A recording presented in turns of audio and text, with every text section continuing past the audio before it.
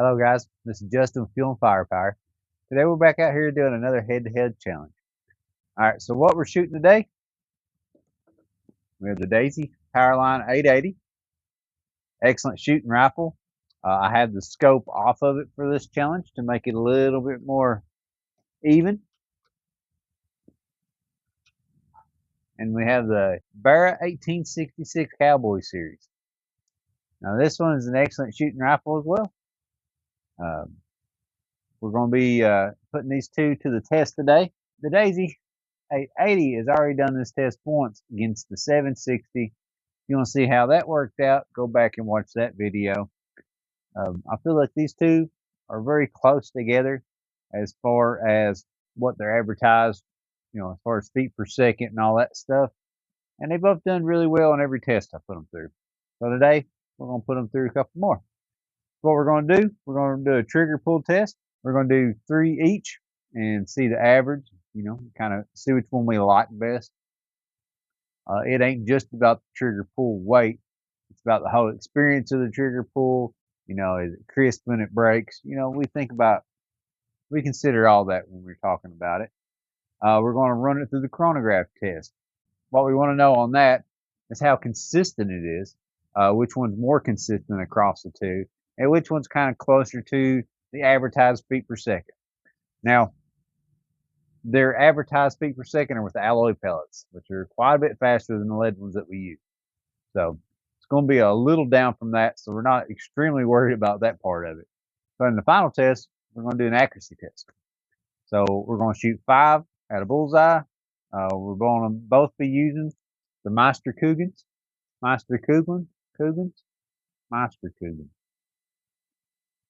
These are made by RWS, the same ones that make the Super H point that my AirTac absolutely loves.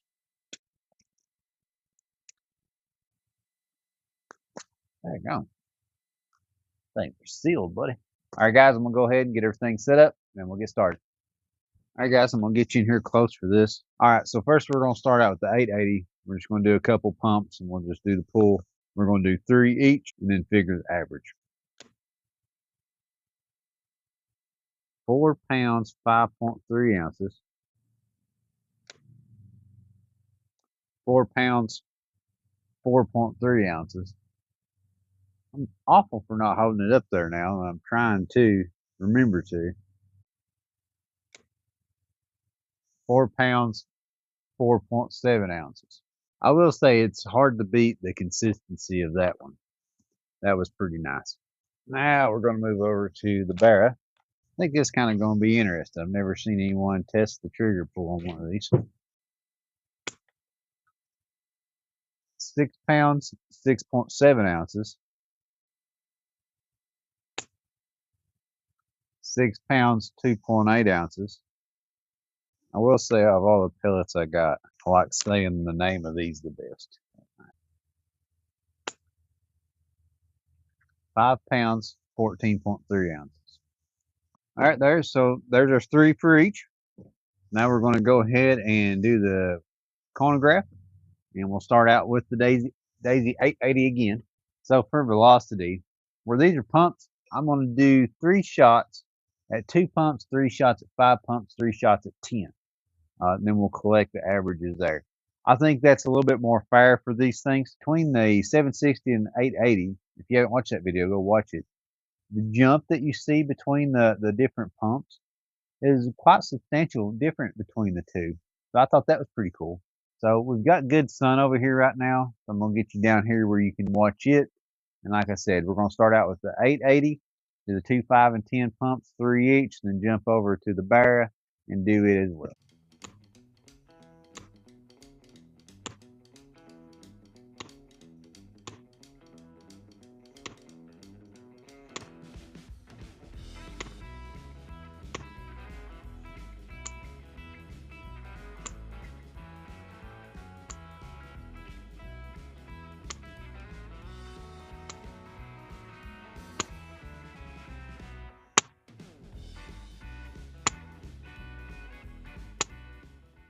All right, so as you can see, we've got the target set up at 10 yards down there.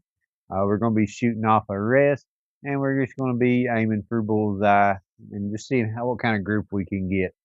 I'm not going to adjust elevation on either one. I kind of had them set up for the Hasbro's can cutting challenge anyway, so they're set up for 10 yards or 7 yards, so 10 ain't no big deal. Um, I will probably, my phone died, so I have it on charge right now. I don't think it has enough battery to sit down there and record all this, so I'm gonna probably pull you over here somewhere, point you down there and zoom it in. The quality may not be perfect, and I do apologize for that, but we'll do the best we can.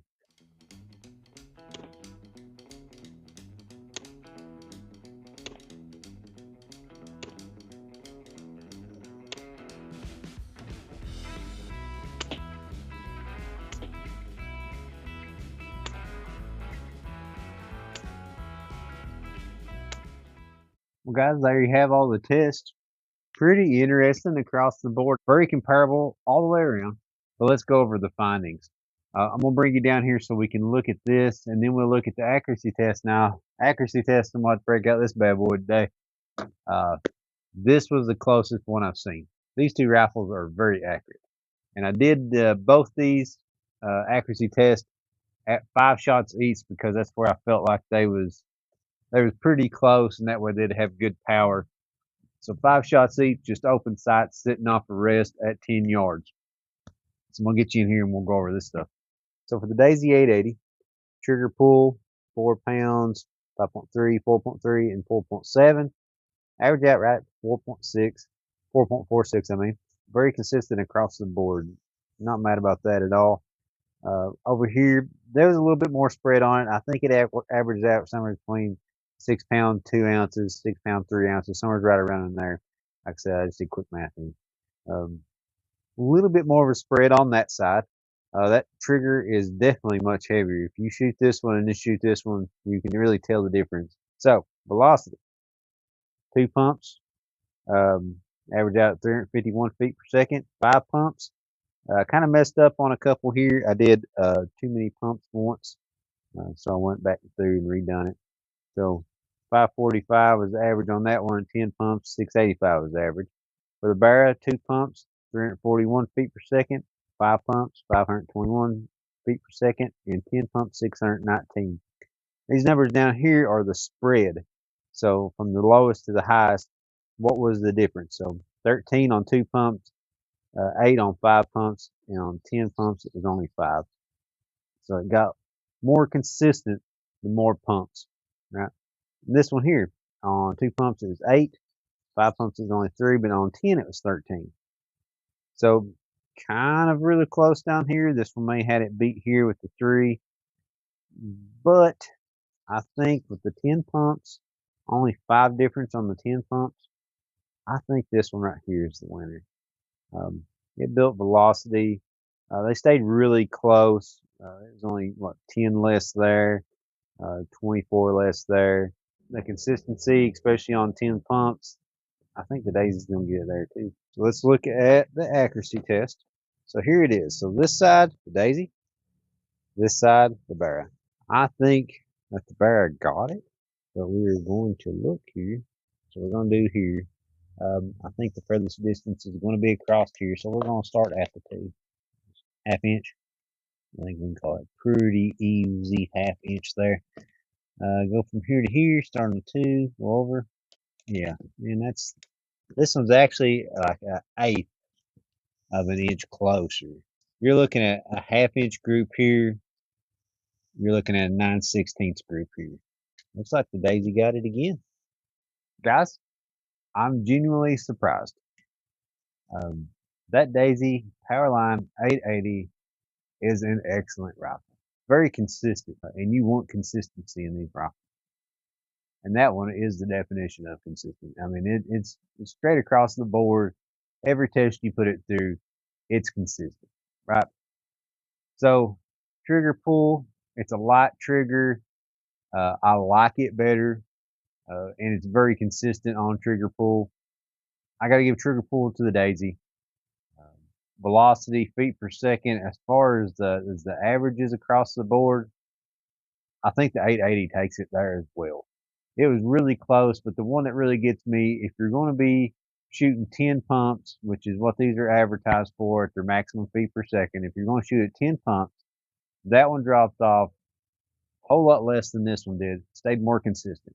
So I'm giving the velocity in feet per second consistency to the Daisy 880. As far as accuracy test, man, it was close. I mean, I'm gonna cut out a bunch of me trying to figure out exactly where to measure here, just so I can make. I'm taking myself out of it. I like both these rifles a whole lot, so I mean, not being biased in any way on this one. I really wanted to see, and I thought from just visual, I thought the Barra got it, and I'm surprised that there is a 16th difference. I looked at it every way I could to make sure. But yeah, it's a half-inch group with the Daisy, 9/16 group with the Barra. I mean, steel. I mean, that's a great group, right? That's open sight. And some of this could have been me on another day. The Barra might have beat it, but today, the test we've done, and I think I was very fair. Um, I think that these tests speak for itself. So let's talk about some pros and cons. One thing I don't like about this guy is the bolt. It feels pretty flimsy before the bolt actually moves. Not a fan of that. Loading this one is hard. Loading that one is harder. As let's say, who wins on loading? Neither one of them. I hate them both. Pumping, both of them pump fairly easy. That one is easier to pump, I will say. Um, the sights on them, this little dot sight on the front here, I can see it really well. I like it. That one has a peep style front sight, which I also really like. Um, you wouldn't think you'd be able to see a lot through it, but you can see quite a bit. So we went through the test, right? And now I'm just being nitpicky about things, but I really couldn't tell you which one I like the best. I like shooting both of them. If I was going out to shoot something, uh, just plink around, I don't know which one I would grab first. So this one is very attractive. It reminds me of an older rifle. I like the checkered. I like the little white details on it. The sights are excellent. I can't say anything really wrong with this. It's not heavy. It's fun to shoot. The Barra has a little more weight to it.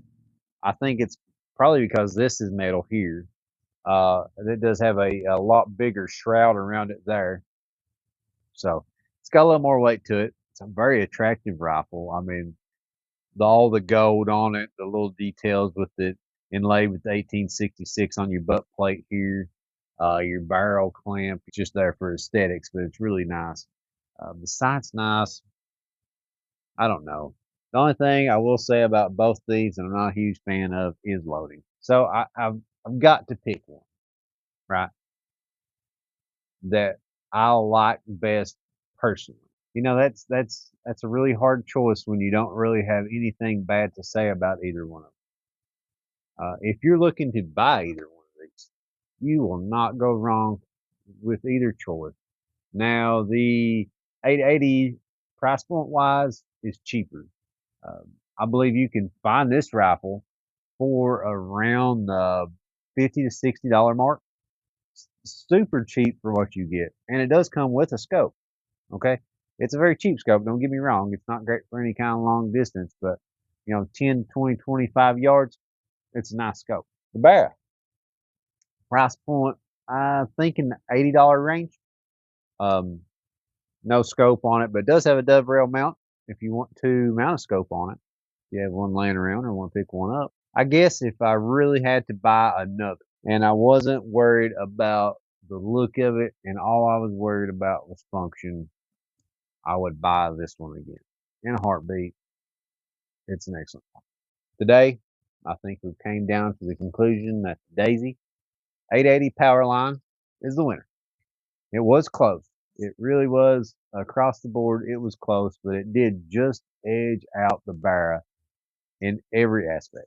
So there's very close rifles. Like I said, you can't go wrong with either one. I think that you should buy whichever one of these rifles you want that you think fits your style better. So this is a classic looking rifle, right? Very nice. This is a more of a cowboy style rifle. It's cowboy series, right? Like that makes me want to go put on my hat, my boots, and come out here and shoot it. So what's your style? What do you like? Or if you've got the money, if you've got a extra $150 sitting around, buy both of them. You enjoy it, you'll like it. Why not? Right? It's just money. All right, guys, I've rambled on long enough. So I want to remind you to check out Instagram. I want to remind you to check out my TikTok. I want to thank you all for watching, and we'll catch you next time.